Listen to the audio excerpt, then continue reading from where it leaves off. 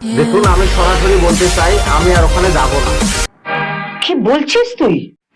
কাকু, যাওয়ার সময় আমিও তোমাদের সঙ্গে যাব। ঠিক আছে ঠিক আছে।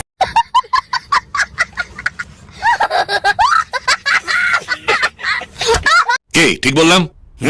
হ্যাঁ, একদম আপনি ঠিক বলছেন।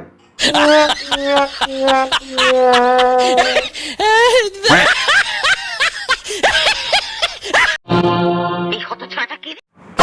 হতচ্ছাড়াটা আমি। আবার তাহলে শুরু থেকে বলি। না না, আর কিছু তোমাকে বলতে হবে না।